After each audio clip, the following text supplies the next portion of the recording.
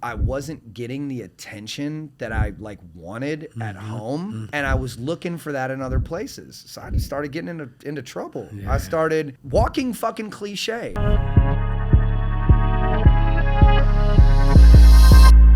right, welcome back to Dope Conversations. Dave, we just wrapped up talking about a little bit about the business, a little bit about who you are, but most importantly, why we're having this podcast. And we cannot literally begin on episode 2, 3, 4, 5 or anything like that without getting into some of the early life. Yeah. When we originally met and talked, I was like, this is pretty interesting.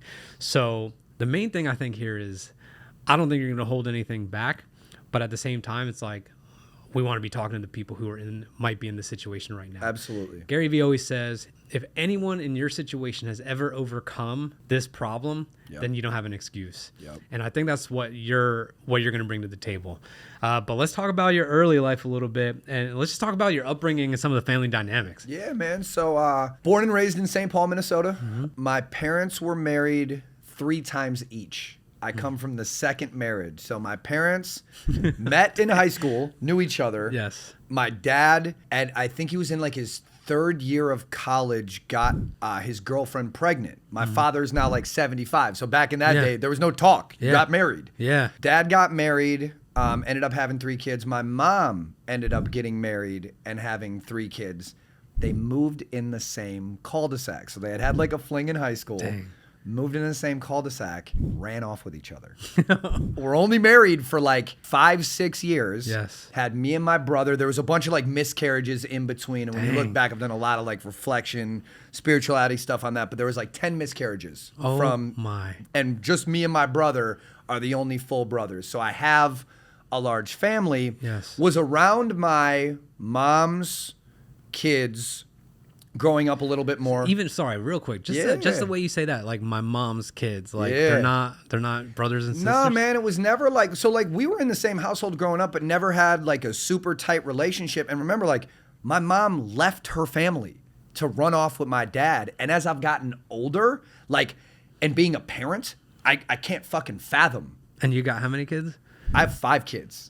Yeah, I got 5 kids between. And you could imagine being like, oh my out. God, I could not fathom my wife being like, I'm leaving, and then my mom took my sister. My mom passed away about 4 months ago. Oh, man. So my mom took my sister and left my 2 brothers in that house, and just like in her passing, we've had some dialogue and some conversation, just some things that open up even in the past couple months, man, where it's like the baggage around that, the emotional, like just all of it. It's crazy. And these are things that I learned like as an adult more now. And you like, can't process that young. Dude, you have like lenses in life, and I know we're going to get into this, but you think about the moments. Like one of the moments I always remember in my life is like, where were you at when 9/11 happened, Sure. right? Like you can go back to those moments, or someone famous, whatever.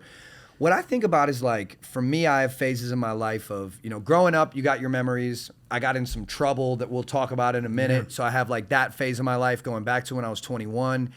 And then I have like the different phases of my children, like their ages or when they were born, where I was at in my life. Yeah. I can remember like certain specific things. And it's like, I look at, my family dynamic. I heard someone telling a story once. It hit hard for home. It was like, what you grew up around, like that's your normal.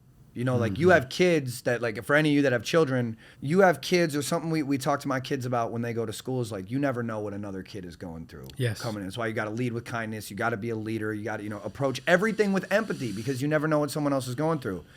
And so when you think about like my upbringing growing up, I just thought it was fucking normal.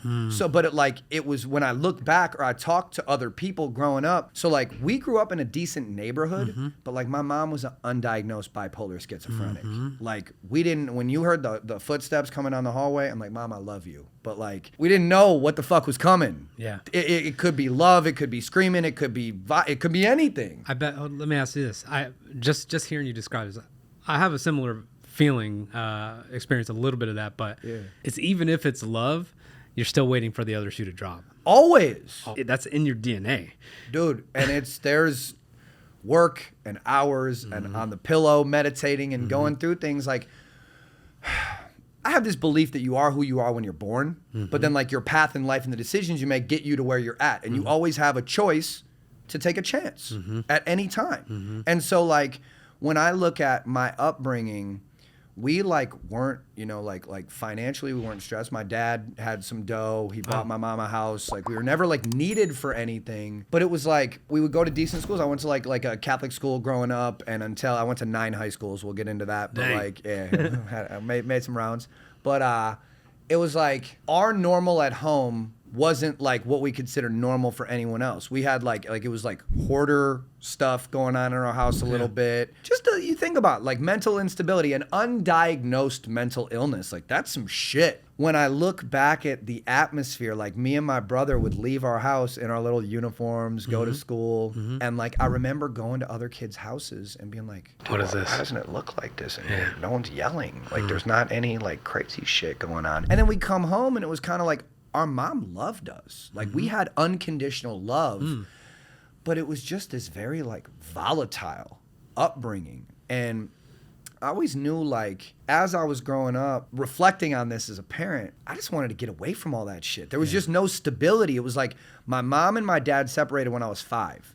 And when I reflect on like, you know those moments you have like 3rd grade, 5th grade, it's not like you remember the whole thing, but you have those little pieces.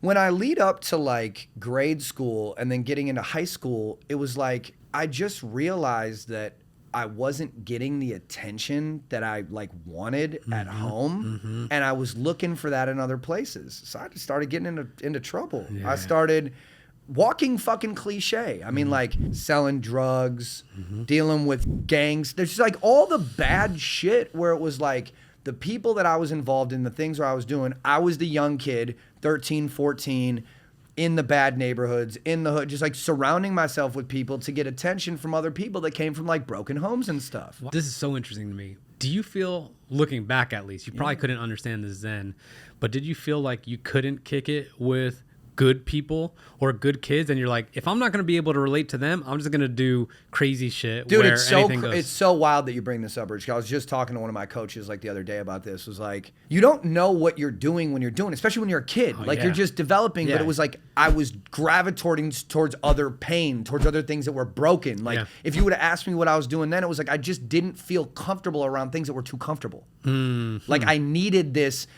Growing up around this like reactiveness, this pressure, this whatever, like all of it all the time, I've found, and like I've done a lot of reflecting about this with like my mother passing this year. I'm just like, Mom didn't know how to have normal relationships. There needed to be this like volatility, this thing. We would talk about like in our family, like it's only a matter of time. Like it can all be great. You can be having great conversations, great dialogue. My mom would get in a room and get so fucking uncomfortable with things like being normal. She would start doing crazy shit to like shake the fucking box up. Dude. And it's like, my mom was the same way. Yeah, I mean, like, and then like you kind of don't know it and you don't see it, but then you look at like, again, you'll hear me a lot as I talk, going back to like as a parent, I always wanted to have kids at a young age because I came from 3 fucking marriages. Like, I didn't know I wanted to have 5 kids. Don't get me wrong. Me and my wife just like to practice a lot, but it's like the concept around. I knew that like my mom, my little brother's 2.5 years younger than me. She had him when he was 40. She was like 37, 38 when she had me. I'm fucking 38 right now. I got 5 kids. I felt like part of the reason that I started to get into so much trouble is like my parents had done this before. They had 2 families already that they were a part of, like raising, communicated through. They met each other, fell in love, and ran off. I use the analogy when I'm talking, not that I would ever do this, but like, let's say me and my wife broke up tomorrow and I went and got the Instagram thotty and ran off. The hot Instagram chick gets pregnant. I already have a family that I like ran off from.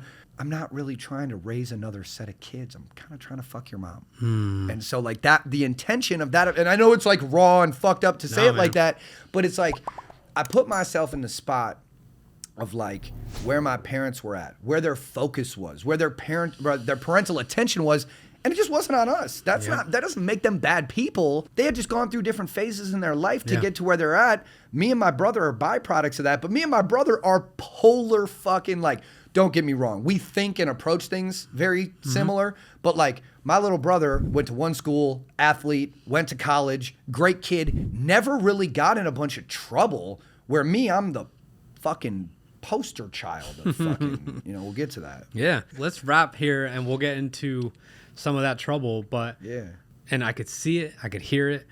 Does that chaos in any way contribute to you being able to thrive in a chaotic entrepreneurial environment? Bro, so it's like, here's I've been working on this so fucking much lately, and I'm just getting started. Yeah, It's yeah. like the journey that I'm on right now, but what you're talking about is hitting so hard to home, because it's like the things that this morning I'm working on this type of shit. The practice of, like, you know, whatever your thing is, it's God, it's Buddha, it's a great pumpkin, it's whatever. When you understand that the true power is being able to hone the things that you were born with, and understand, you think about like the Buddhist monks. These Buddhist monks are trained where, like, they could take your life with their finger, but the power is that they don't. The power every day is understanding, like, I'll tell this funny story. I was talking to a religious buddy of mine, and I'm like, you know what Jesus said in the Bible, Larry? It was, you know, I think it was in Genesis, with great power comes great responsibility. He's like, Dave, you know I love you. It wasn't Jesus, dude. It was Spider-Man. Yeah. And like the idea of, when you understand, you know, I've been able to, like, my power, the thing I was born with, being able to have, you know, kind of a gift of gab, understand business a little bit, understand sales, understand marketing, those things, my tenacity of understanding that, like, you bleed, you breathe. I've been through some shit. You can't do anything I can't do.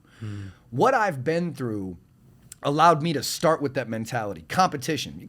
You're gonna outwork me? Bro, I'll just wake up earlier and go to sleep later. Like, you can do what you can do, and I can do it. And that was ingrained in me. I come from an entrepreneurial household. Like, my mom owned stores. My dad was a business owner. I had one job in my fucking life. That normality, like, I go back to Rich, like, we all have our story. You know, we all have what we came from. We have to understand, and we have to appreciate the parts of that can apply to other things. One thing we all have to understand, entrepreneur, business owner, maybe you just have a job and you're a parent and that's all you do. It's beautiful. What got you here won't get you there. 100. And so when you look at, like, there are things that I've been able to draw from in my life that got me to these certain phases, but it's the reality or the realization that those things that might have gotten me there, I can't get to this next level. I can't help more people. I can't be in a spot to be a better leader if I keep those limiting thoughts that, like, Dave, the fucking aggressive, violent drug dealer, is what got me. Nah, man, I got to leave that dude, or a lot of what that dude is in the past. I got to understand that's a part of me. Like, I have that in me, but it's the evolution of how to take those things and be able to contribute. Joe was saying that on the way over here. He's talking about how at 25, there's a part of him that just had to die. Amen. And I was like, he said it, and I was like, dude, you said that so definitively. He's like, that's it. Everything changed after that. But think of the work, Joe, that you had to put in to get there. Yes. To be able to go through some shit, see it, and be like, I'm going to leave a piece of me here. I do these retreats. Our boy Jesse Itzler, I do these retreats with Jesse quarterly. I make a commitment. It's this Kobe thing. So we named my fifth son, my last child, we named him Kobe. I got a starting lineup. Kobe's the greatest.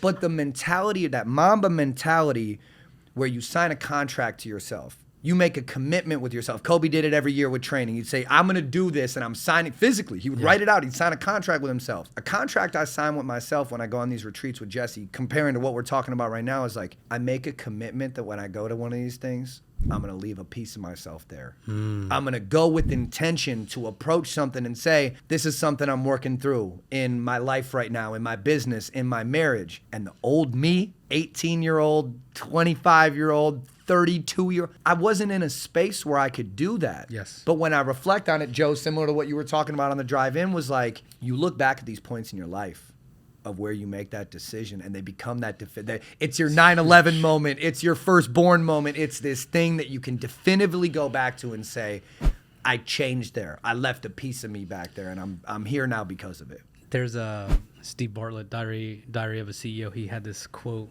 and he it's not his quote. He said he heard it on YouTube, but it's the only time change can actually happen is when pain of changing is less than the pain of staying the same. And I think, like, with you, with Joe, and I've experienced it as well. It's like that part of you that needs to die only comes from being like, I want that more. I know what I want now.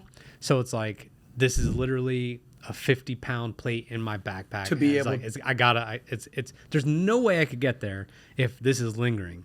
So we're gonna get into that, but dude, thank you for the vulnerability. That's like not easy stuff to talk to, and it's clear you've done a lot of work, because if I were telling those stories, the faucets would be on, man. For sure. But we're gonna get into more. We're going to get into some trouble next Yeah. episode. You're going to get into some trouble in the next Yeah. episode. And as someone who knows just a little bit about it and knowing where I'm sitting now and what you've created here, Yep. it's kind of remarkable, man. So I can't wait for the audience to tune into that. Do not skip the next episode. We're getting into some more dope conversations.